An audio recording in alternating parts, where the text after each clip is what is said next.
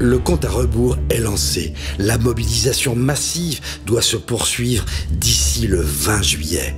Mettez TVL hors de danger.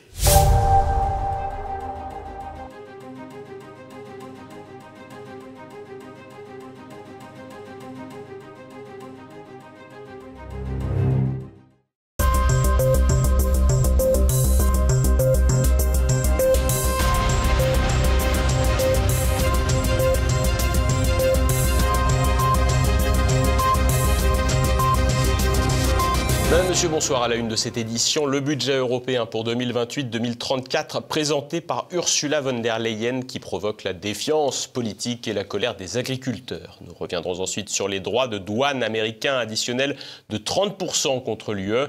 Et enfin, en Syrie, les bombardements israéliens ont fait plier le djihadiste Ahmed al-Shara. Tel Aviv entend ainsi défendre ses alliés druzes. Les finances françaises vacillent, Bruxelles explose son budget. Ursula von der Leyen a présenté mercredi le budget européen pour 2028-2034, suscitant la défiance et la colère des agriculteurs. Il s'agit d'un budget de 2000 milliards d'euros pour une nouvelle époque qui est à la hauteur des ambitions de l'Union européenne, à la hauteur des défis auxquels l'Europe est confrontée et qui conforte notre indépendance. Un budget dantesque pour un bateau ivre. Ursula von der Leyen annonçait mercredi un budget à plus de 2000 milliards d'euros, une somme record, mais qui suscite des doutes quant à son ambition réelle et son efficacité pour la période 2028-2034. Présenté comme une réponse aux défis géopolitiques, climatiques et économiques, ce cadre financier pluriannuel soulève des critiques, notamment pour son apparente renationalisation des politiques européennes. Dans le budget, la thématique sécurité spatiale est évidemment mise en avant avec des dépenses en hausse en matière d'industrie. Nous avons également les thématiques spatiales et défense que j'aimerais souligner. Nous proposons 131 milliards d'euros pour la fenêtre défense et espace dans le fonds pour la compétitivité. C'est 5 fois le montant qui est prévu aujourd'hui parce que nous savons que la sécurité, c'est une grande préoccupation pour les citoyens et pour les États. Nous voulons renforcer là notre base industrielle et nos capacités industrielles. Réindustrialiser, mais pourquoi passer par l'échelon européen là où des États comme la France disposent déjà d'outils? Tout l'enjeu sera ici la traçabilité des fonds. Comme souvent avec la présidente de la Commission, la présentation aura eu quelques relents guerriers, avec notamment l'évocation de l'explosion du budget facilitant les transports militaires dans le continent. Nous avons décidé de doubler ce mécanisme de financement pour le transport et nous multiplions la mobilité militaire par 10, qui fait partie évidemment de l'enveloppe transport, pour que nos forces armées puissent se déployer de manière plus rapide et de manière plus intégrée. Et ce qui est très important également, nous multiplions les dépenses pour l'infrastructure par 5. Stratégiquement judicieux en apparence, ce choix peut laisser perplexe tant les armées européennes ne sont pas coordonnées et les points de vue nationaux sur la défense sont divergents. Le Parlement européen, y compris le PPE de von der Leyen, dénonce un manque de vision commune, accusant la Commission de céder aux intérêts nationaux au détriment d'une intégration européenne renforcée. La France, contributeur majeur, verse environ 26 milliards d'euros par an au budget actuel de l'UE, soit près de 20% des contributions totales, mais ne reçoit qu'environ 14 milliards, principalement via la PAC et les fonds de cohésion. L'Allemagne, premier contributeur, débourse environ 33 milliards annuels pour un retour d'environ 12 milliards, mais a en revanche le privilège d'avoir une des siennes à la tête de Bruxelles. Ces déséquilibres, bien qu'habituels, alimentent les réticences des pays frugaux, ceux qui payent, comme Berlin qui juge la hausse budgétaire d'inacceptable, et la France déjà sous pression avec un déficit national explosif. En comparaison, la Pologne se distingue comme le principal bénéficiaire avec des fonds conséquents alloués à la cohésion, l'agriculture et la sécurité, renforçant son rôle clé dans l'UE à la faveur de la guerre en Ukraine. Ce conflit, qui perdure depuis 3 ans, influence fortement le budget. La Commission propose 100 milliards d'euros pour la reconstruction de l'Ukraine, pourtant toujours en guerre. Un engagement salué par certains, mais aussi critiqué par d'autres, comme Viktor Orban, qui voit un désavantage pour les agriculteurs européens. Ces derniers, déjà mobilisés en 2024, expriment une colère vive. La PAC, avec 300 milliards d'euros contre 387 pour 2021-2027, subit une baisse apparente, bien que la Commission assure que des fonds complémentaires seront accessibles. En France, le patron de la FNSEA, Arnaud Rousseau, dénonce une provocation et promet de nouvelles mobilisations.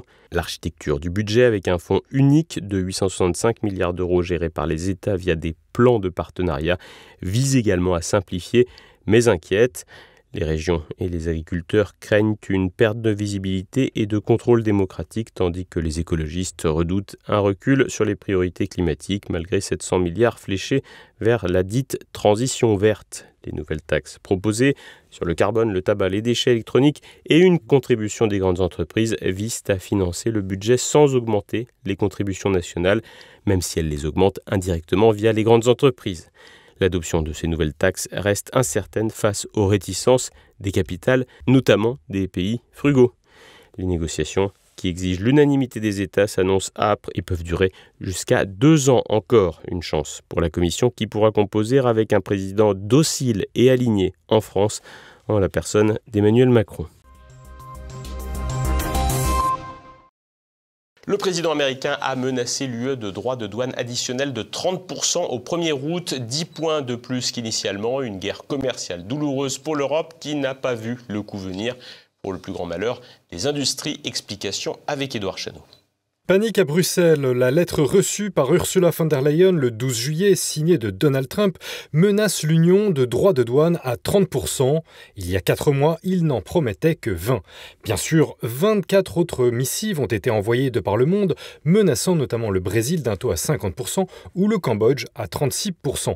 Le but de Trump est déjà bien identifié, réduire le déficit commercial américain avec l'UE, qui s'élevait à 235 milliards de dollars en 2024, et par la même occasion, relancer la production de son propre pays. L'objectif du président américain, pousser Bruxelles à faire des concessions commerciales et à s'ouvrir davantage aux produits américains en éliminant ses barrières tarifaires, notamment la TVA.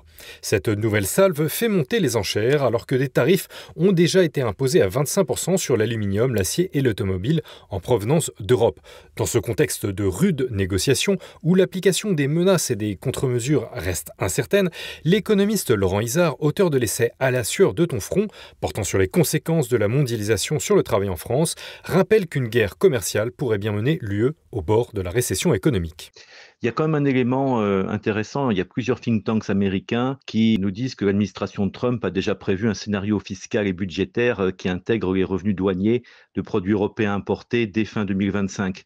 Laisse penser qu'il y a peut-être une réelle volonté de mise en œuvre de cette politique douanière. Dans l'hypothèse où ça deviendrait réalité, il s'agirait d'un nouvel épisode de la guerre économique que nous mènent les États-Unis et qui a commencé bien avant Trump. Alors les conséquences pourraient être importantes pour l'Union européenne.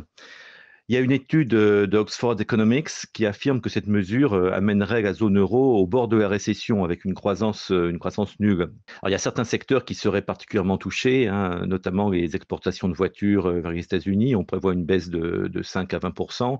Mais aussi les produits pharmaceutiques et beaucoup d'autres produits. De plus, cette décision pourrait aussi générer des pressions inflationnistes, retarder certains investissements en Europe, modifier les chaînes d'approvisionnement, créer de l'instabilité sur les marchés financiers. Bon, il faut savoir que les Américains en subiraient aussi des conséquences. Il y a là encore des risques d'inflation ou d'affaiblissement de la croissance. Et quant à la France, certains secteurs sont particulièrement exposés, notamment les vins et spiritueux, l'aéronautique, l'automobile et même les produits de luxe.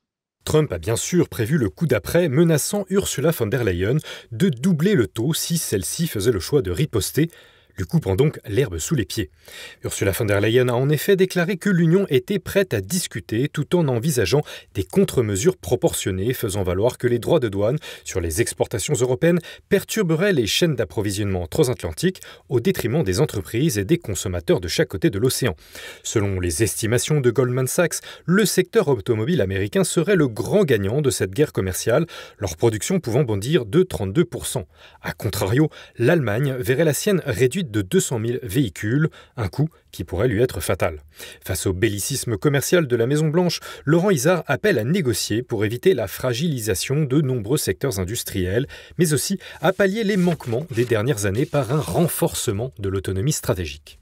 Évidemment, l'Europe peut répliquer, c'est tout à fait possible, et taxer les produits américains. On pense au whisky, au soja, mais aussi au gin, aux motos, aux avions Boeing. Alors évidemment, ça serait une option intéressante parce que si elle ne le fait pas, l'Union européenne peut perdre sa capacité à se faire respecter dans les futurs différends commerciaux. Si la politique de Trump conduit les USA à obtenir des concessions unilatérales, d'autres pays comme la Chine ou l'Inde pourraient être tentés à leur tour d'employer les mêmes méthodes. Maintenant, riposter par une augmentation de nos propres tarifs douaniers risque quand même de nous entraîner dans une escalade très dangereuse avec une succession de représailles mutuelles. Et il n'est pas sûr que tous les pays européens approuvent cette décision. Il y a donc aussi un risque de perte de cohésion au sein de l'Union européenne. Alors, il me paraît préférable, bien évidemment, de privilégier la voie diplomatique, de négocier, et puis à plus long terme, tout en soutenant d'autres industries, tous les secteurs fragilisés, à réfléchir à la façon de renforcer notre autonomie stratégique, notamment par une meilleure maîtrise de nos sources d'approvisionnement et aussi par une diversification de nos débouchés industriels. En définitive, en menaçant les industries et les consommateurs européens, Donald Trump pousse l'Union européenne vers l'heure de vérité. Face aux tempêtes géoéconomiques et alors que se dessinent de nouveaux équilibres mondiaux, von der Leyen est à la barre, mais son cap flou laisse l'Europe en eau trouble. En Syrie, les bombardements israéliens ont fait plier le djihadiste Ahmed al-Shara. Reste à savoir quelles étaient les motivations de Tel Aviv. Renaud de Bourleuf. Israël étend le conflit vers la Syrie. Depuis dimanche, Tel Aviv bombarde massivement le territoire voisin, alors que le sud de la Syrie est le théâtre d'affrontements meurtriers entre combattants druzes et tribus bédouines. Les violences auraient été déclenchées par l'enlèvement d'un commerçant druze par des bédouins qui ont installé des barrages sur la route reliant Soueida à Damas. Rappelons qu'en Syrie, la minorité druze est principalement présente dans le sud-ouest du pays. La province de Soueida, peuplée d'environ 350 000 personnes, est composée à plus de 90% par des druzes. Les chrétiens, les arabes sunnites et les bédouins sédentarisés représentent chacun 5% de la population. Alors que les affrontements provoquaient des morts, les forces du régime d'Ahmed al-Shara sont intervenues, officiellement pour établir l'ordre, plus officieusement pour reprendre le contrôle de la région. De facto, la province est en effet autonome, étant administrée par des factions druzes. Ces derniers jours, les combats entre les forces syriennes, les bédouins et les druzes ont fait plus de 250 morts, dont au moins 20 civils druzes exécutés sommairement par les forces du régime syrien. L'occasion n'a pas échappé à Tel Aviv, qui a lancé ses bombardements sur la province de Soueida dès dimanche. Les frappes ont visé les convois de blindés et d'armes lourdes de l'armée syrienne aux abords et à l'intérieur de Soueida, ainsi que des postes de sécurité intérieure. Mercredi, c'est la capitale, Damas, qui a été visée, ciblant notamment le ministère de la Défense. Mercredi, les troupes syriennes ont commencé leur retrait de Soueida après un accord de cessez-le-feu.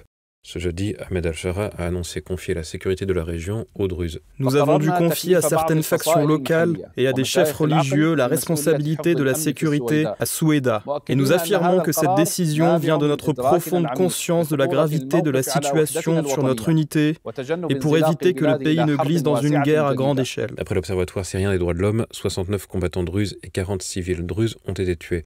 27 d'entre eux auraient été exécutés sommairement par des membres des forces gouvernementales. De plus, 165 membres des forces gouvernementales et 18 combattants bédouins, ainsi que 10 membres des forces de sécurité du gouvernement, ont été tués dans des frappes israéliennes. Reste à savoir ce qui a motivé Tel Aviv pour une telle intervention. Nous nous sommes engagés à maintenir la région sud-ouest de la Syrie en tant que zone démilitarisée à la frontière de l'État d'Israël. Nous ne permettrons pas que l'on revienne à une situation où un deuxième Liban est en train de s'établir pour nous. Une question qui n'a pas varié, éviter d'avoir un voisin syrien trop fort. Tel Aviv semble compter sur la mosaïque de minorités en Syrie, en particulier les druzes. Nous nous sommes également engagés à protéger les habitants druzes. Nous le faisons par des opérations intensives. J'espère que nous n'aurons plus à intervenir. Cela dépend beaucoup de ce qui est compris et fait, et de ce qui n'est pas fait à Damas. Notons qu'environ 153 000 druzes sont citoyens israéliens, habitant principalement dans le nord du pays. Contrairement aux autres arabes israéliens, les druzes sont soumis à l'enrôlement obligatoire dans l'armée. Par ailleurs, le cheikh Moawak Tarif, chef spirituel druze au sein d'Israël, a appelé l'État hébreu à protéger les druzes de Syrie. Il aurait même appelé les militaires de sa communauté à refuser de servir Israël en l'absence d'intervention sérieuse pour protéger les druzes syriens. Pour Benjamin Netanyahu, la question druze a aussi un enjeu intérieur. Les massacres d'Alaouites, autre minorité syrienne, ou des chrétiens du temps de l'ascension de l'État islamique n'avaient pas provoqué de mobilisation de la part des autorités israéliennes. Passons à présent à l'actualité en bref en France. C'est le schtroumpf grognon du centrisme. Édouard Philippe, président d'Horizon et ancien Premier ministre, a vivement critiqué le budget présenté par François Bayrou mardi dans un entretien publié dans Le Parisien. S'il partage le constat sur l'état préoccupant des finances publiques, il déplore l'absence de réformes structurelles dans ce plan d'urgence qu'il juge insuffisant pour transformer des politiques publiques défaillantes. Édouard Philippe, qui a tout de même été chef du gouvernement pendant près de 4 ans, regrette notamment que l'explosion des dépenses sociales ne soit que contenue sans solution durable et s'interroge bien opportunément sur la proposition de supprimer 2 jours fériés, suggérant plutôt une annualisation du temps de travail, une idée proche de celle de Gérald Darmanin et tout à fait irréalisable. Édouard Philippe assure que son groupe Horizon participera au débat à l'Assemblée et devrait donc conditionner son vote à quelques mesures qu'il brandira comme autant de lettres de noblesse pour une hypothétique candidature en 2027. Les petits épargnants au régime sec, au 1er août, le taux du livret A baissera à 1,7%. C'est sur une proposition de la Banque de France que le gouvernement a pris cette décision qui ne manque pas de susciter la polémique. Marine Le Pen a ainsi dénoncé sur X une mesure sociale désastreuse et confiscatoire pour les classes moyennes et populaires, fragilisant l'épargne de 57 millions de Français. Selon Bercy, ce taux, calculé à partir de l'inflation et des taux interbancaires, reste supérieur à l'inflation et favorise le logement social en réduisant les coûts d'emprunt des bailleurs, ce qui permet de tracer à qui profitera ce changement. Le taux du LEP, le livret d'épargne populaire conditionné aux ressources, passe lui de 3,5% à 2,7%. Au revoir. Salut Henri, le fils de Valéry Giscard d'Estaing ne rit plus au Club Med et s'en va. Président de l'entreprise depuis 2002, le rejeton présidentiel a annoncé son départ immédiat de l'entreprise mercredi après un conflit de 2 ans avec l'actionnaire chinois Fosun, propriétaire à 100% depuis 2015. Dans un courrier aux salariés, il déplore la nomination d'un nouveau président sans son accord, se considérant révoqué de fait. Malgré une montée en gamme réussie avec un chiffre d'affaires de 2,1 milliards d'euros, les tensions avec Fosun se sont intensifiées. Celle-ci inclut notamment l'échec des resorts Joyview en Chine, des villages vacances haut de gamme pour séjours courts, le départ forcé de son bras droit Michel Wolfowski et le refus de Fosun de réintroduire le Club Med à la Bourse de Paris, un projet défendu par Henri Giscard d'Estaing pour assurer une gouvernance diversifiée et préserver l'ancrage français de l'entreprise. Il sera libéré après 40 ans de détention et à la suite de sa 12e demande de libération. L'appareil judiciaire français a ordonné jeudi la libération conditionnelle de Georges Ibrahim Abdallah, 74 ans, militant marxiste des fractions armées révolutionnaires libanaises. Il avait été condamné à perpétuité en 1987 pour complicité dans les assassinats de 2 diplomates américains et israéliens en 1982. Le militant politique a toujours rejeté les accusations dont il faisait l'objet, tout en revendiquant la responsabilité politique de ces actes et les qualifiant d'actes de résistance. Déjà en 2024, le tribunal d'application des peines avait estimé sa détention disproportionnée en raison de son âge, celui-ci ne pouvant plus être une menace à l'ordre public. Malgré un appel du parquet antiterroriste, la Cour d'appel de Paris a autorisé sa libération et son expulsion vers le Liban, où il rejoindra son village de Kobayat. Abdallah, qui ne montre aucun repentir, a mis 16 000 € à disposition des parties civiles, somme issue de son travail en prison et de dons. Les États-Unis, opposés à sa libération, ont jugé cet effort insuffisant. L'actualité internationale en bref. Oui, à toutes les cultures, sauf celle de son propre pays. Début juillet en Angleterre, un collège situé à Rugby, petite ville proche de Birmingham, a organisé une journée de la diversité. Les élèves étaient invités à célébrer les différentes origines, traditions et patrimoines culturels, mais une collégienne de 12 ans a eu l'idée de célébrer l'Angleterre. Elle portait une robe aux couleurs de l'Union Jack et le personnel l'a mise à l'écart de la fête, jugeant sa tenue inappropriée. La collégienne, brillante élève selon la presse locale, avait préparé un texte célébrant la culture britannique, évoquant notamment Shakespeare, les châteaux, le thé et même la cuisine avec le fish and chips. Notant aussi que, lors de cette journée, d'autres élèves auraient amené un drapeau de Saint-Georges et un drapeau gallois avant d'être sommés de les retirer. L'ouest de la Corée dévasté, la province de Chungcheong du sud est frappée par des pluies torrentielles, les plus intenses depuis 1904 selon l'agence météorologique nationale.